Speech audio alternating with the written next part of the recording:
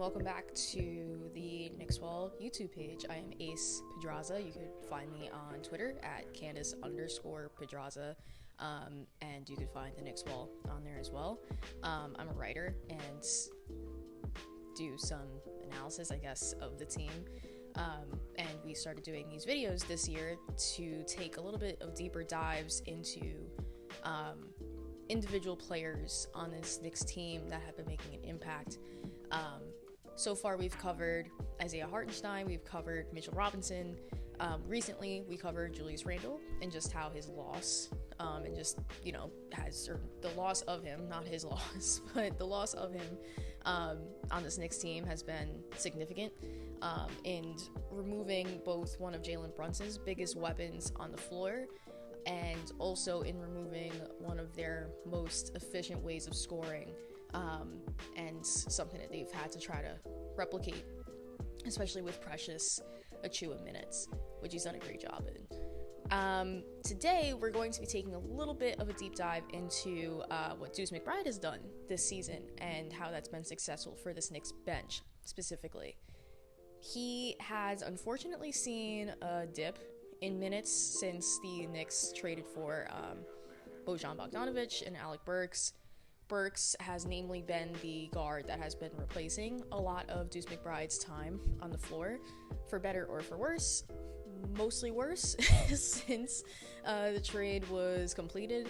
That is just simply because Burks, it feels like he has gone away from what was making him really successful this season with Detroit, which is to say going from more of a catch and shoot guy to more of a I'm going to bring the ball up the floor, initiate the offense, and then try to figure something out when that doesn't work out for me, which was very and is very reminiscent of his time with this Knicks team in the past, and something that didn't work, and something that was also taken away from another young guard's minutes, Emmanuel Quickley.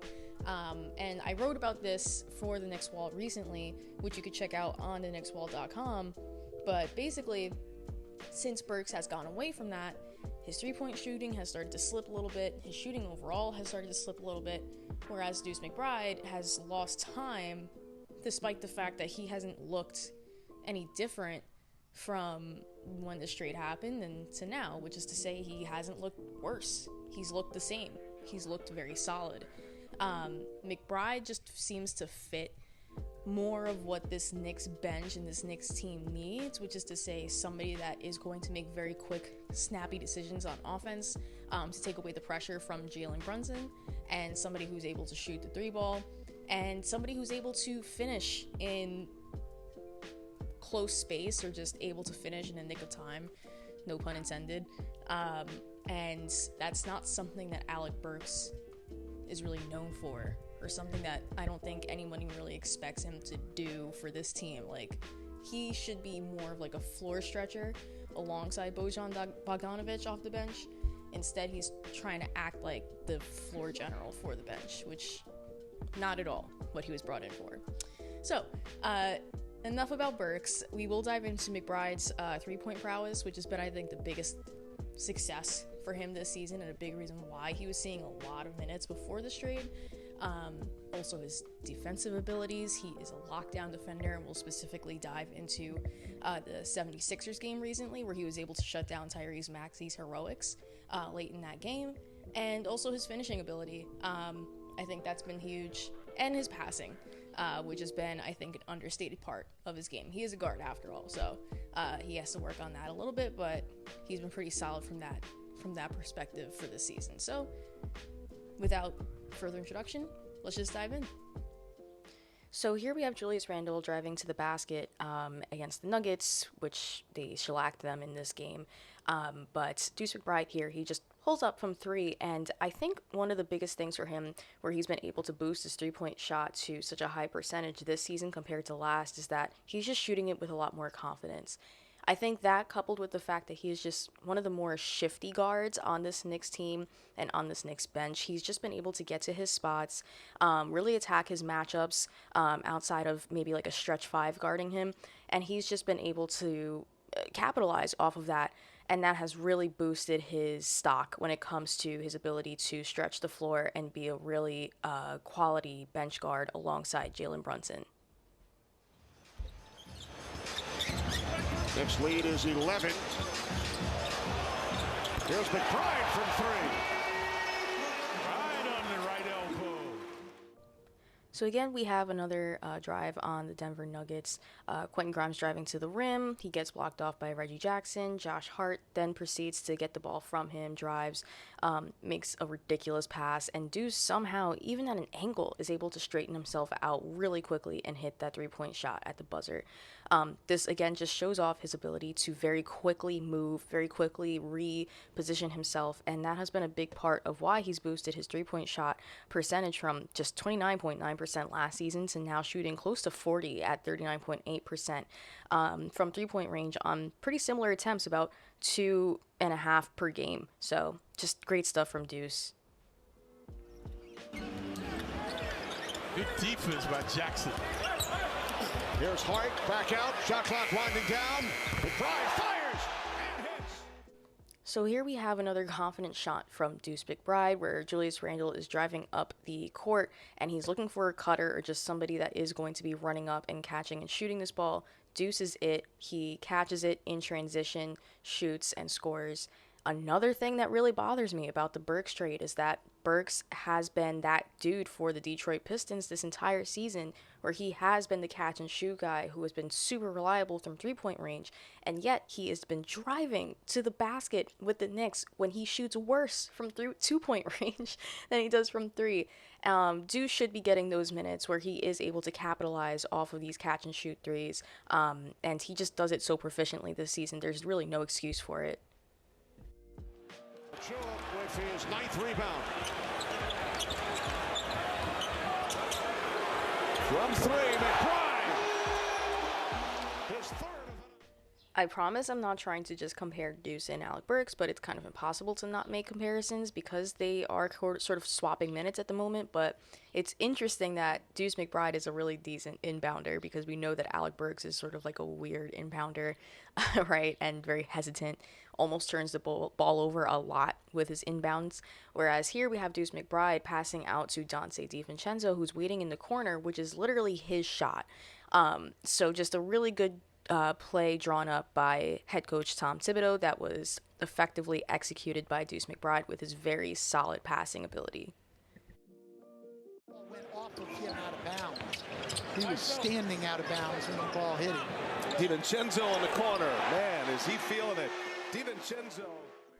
So here, Deuce's twitchiness and ball handling really helps the Knicks to score. He's quickly realized that Josh Green is going to be a brick wall in defense, so he passes out to Josh Hart, who's being guarded by a smaller Kyrie Irving, and he's able to capitalize. This is, again, something that I really wish Alec Burks would work on. He is not that good of a ball handler, and he is not that good of a decision maker, whereas Deuce McBride at least has a really tight handle on the ball, so push comes to shove, he is able to sort of like create more out of nothing than Alec Burks is at the moment, and that's just something that I think everyone would prefer to see, and everyone on the Knicks would capitalize from seeing more often, as opposed to Alec Burks' just attempts at making something out of nothing.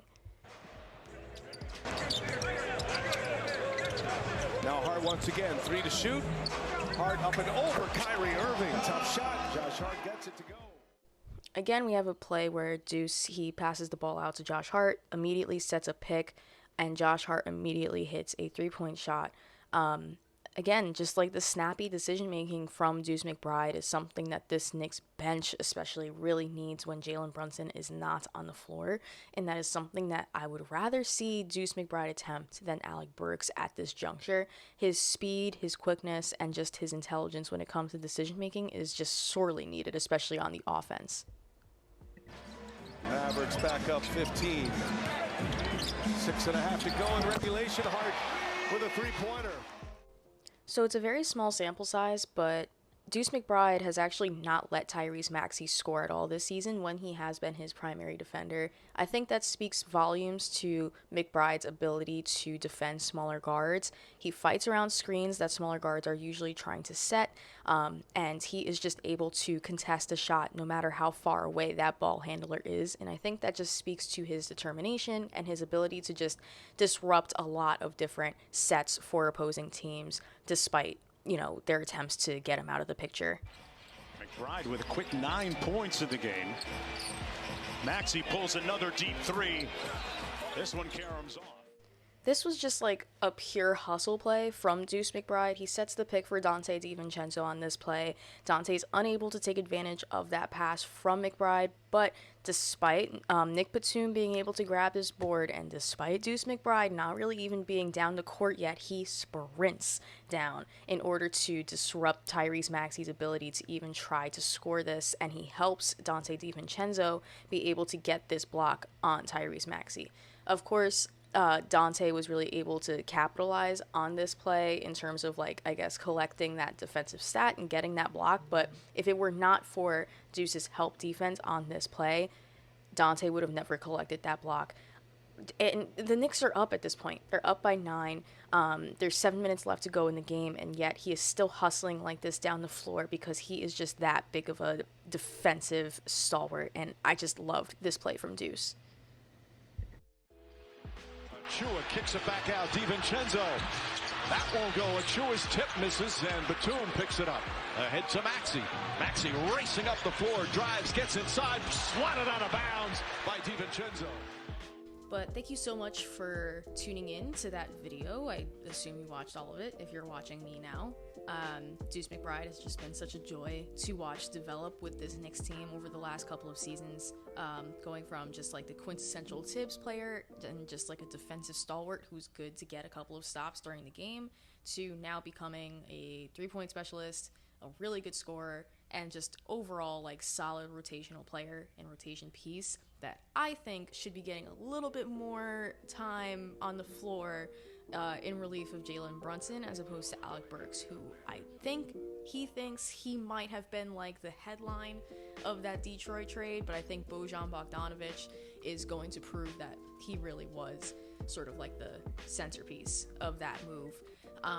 No knock on Alec Burks. I just wish that he would get back to what was making him most successful and most impactful for the Detroit Pistons this year, which was just acting as the catch and shoot, last resort scorer for the team this season, instead of acting as the bench general for the Knicks, trying to bring the ball up the floor and create something out of nothing and then creating nothing. So that all being said, you can catch my work, other writers' work at the Knicks Wall on theknickswall.com. You can also follow them on Twitter at the Knicks Wall. You can follow me on Twitter at Candace_Pedraza. I think that will be under this video, I hope. And let me know in the comments what other players you would like to see breakdowns of before the end of the regular season and before the start of the postseason.